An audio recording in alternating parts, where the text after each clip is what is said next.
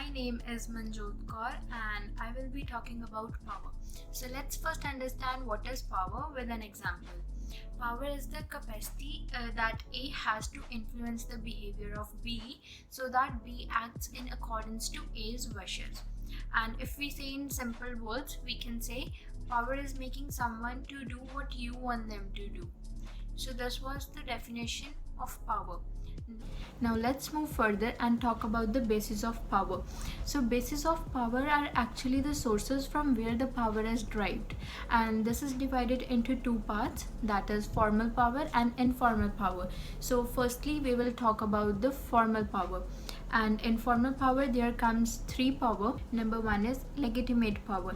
This power comes from the one's organizational role or position, and it is based on the reality and perception. Moving to the next, number two is coercive power, is the ability to punish someone for the non-compliance, and this power comes out of fear, and it is directly opposite of reward power. So for instance, we can say managers sometimes are expected to be coercive when their employees does not complete his or her own job. And number three is reward power. Reward power is the ability of the one to determine who will receive the particular reward, and for this the balance between the performance and the reward should be very clear. One common example of this can be like managers decide the increase in the salaries, promotion and bonuses, and so on.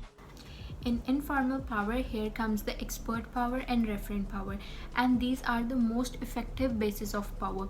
It is said that if managers rely on expert and referent power, the overall performance of the organization is improved. So let's first talk about the expert power. Expert power comes from the knowledge and skills.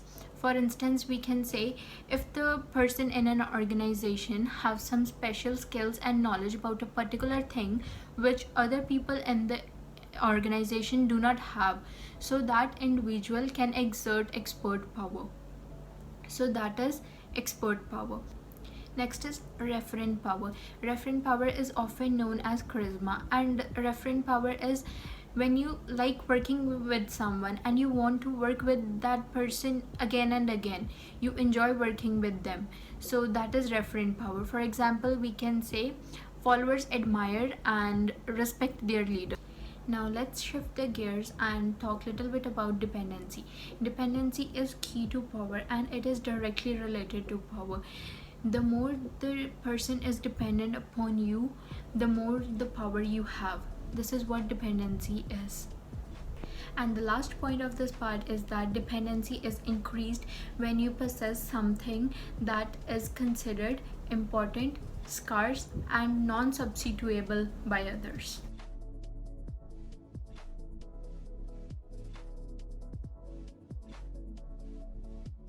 Hello everyone, my name is Anu Singh Benipal and I'm going to talk on the topic influence. This is the topic in the chapter 12, Power and Politics.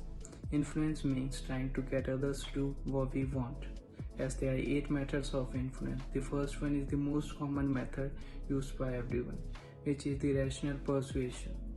In this we use the various types of facts, the arguments and the data to clarify our point. For example, a survey conducted shows that the students studying for about 7 to 8 hours score good marks in comparison to the others. So over here we use the facts and the data to clarify our points. The second one is the legitimating powers. This shows that appeal is based on the position of power. For example, the manager giving the work to his employees. The third one is the personal appeal.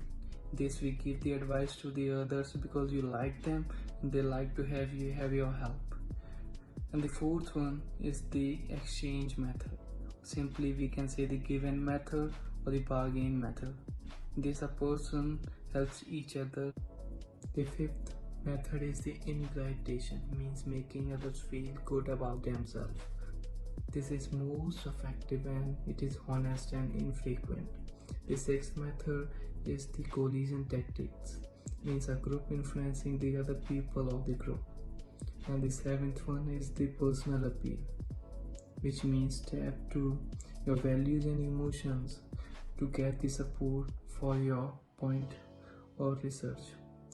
And the last one is the consultation, which means in asking for the help from others by directly influencing the group or the person. Moreover, we talk about the impression management, means shaping yourself in the way you are perceived by the others, as first impression is the last impression. And moreover, if we talk about the directions of the influence, there are three directions: the upward, the downward, and the peer. The upward means influencing your boss, downward means influencing your employees, and the peer means influencing the persons on the same level. Thank you.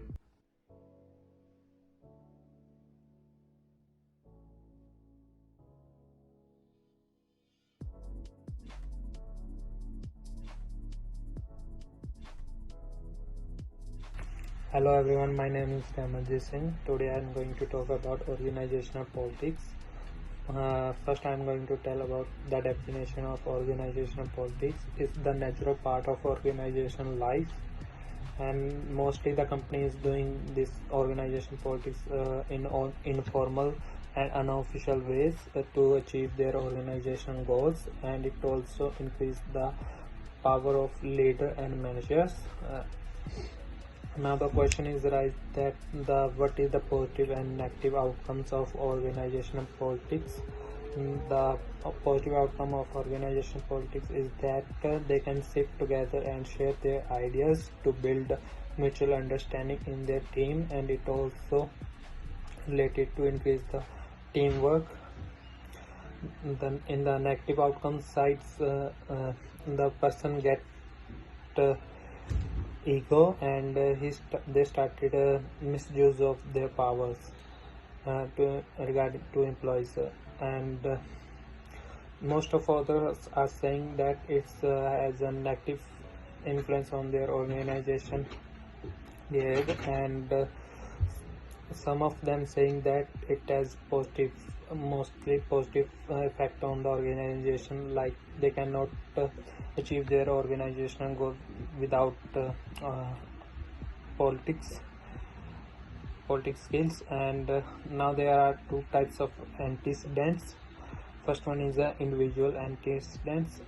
In this one is the political skills, which one is related to a build a relationship between employees and their leadership. Second one is the internal locus of control. It is related to that they believe in their hard work, which one is the lead them to obtain positive outcomes. And another one is the investment in the organization. That means if the person invest more money in the organization, he started being like a political leader. And the last one is the expectation of success. When a person expect that they will successfully in changing an outcome, they're more likely to engage in a political behavior. Now the another antecedents is that organizational antecedents. In this one is that there are some points like a scarcity of resources. When the employees know that the company is going to promote give up promotions to their employees,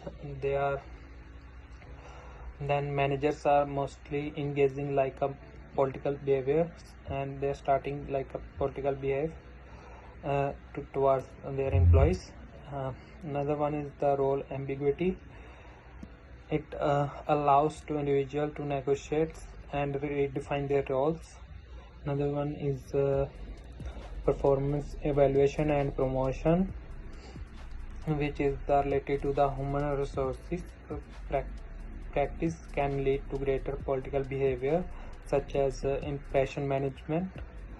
Last one of the organizational antecedents is the democratic decision making. Since many people have say in the process of making decisions, there are more people available to be influenced. This is the organizational political definition and antecedents. Now I'm going to invite Abhishek so that he can tell you guys about social networking. Thanks.